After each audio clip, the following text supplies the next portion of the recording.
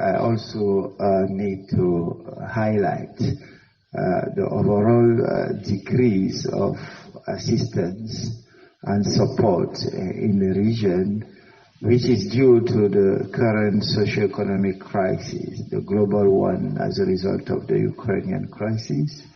The budget in the region, in all the countries in the region, will be reduced next year from 6% to 20% in many countries.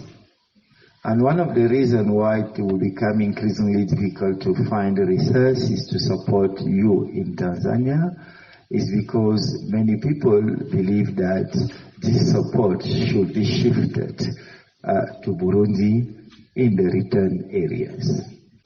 So we will be working with all the countries hosting the Burundian refugees, as well as your government, to gradually move towards the promotion of return to Burundi. It is in that way that we'll be able to mobilize additional support for reintegration for those choosing to return. So in a nutshell, we will continue to work with the government to improve overall protection for the refugees, remaining Burundian refugees in camps all over the region. It's not only in Tanzania.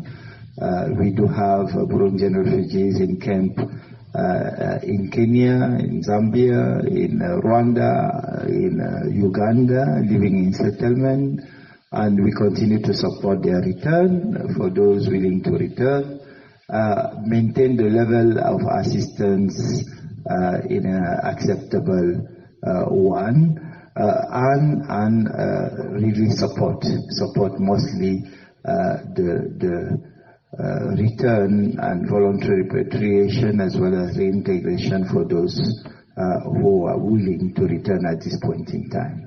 As far as the Congolese refugees are concerned, as I mentioned earlier, we continue to face important challenges relating to the situation in the Democratic Republic of Congo. As I speak, more than 100,000 Congolese refugees have fled to Uganda only since the beginning of this year.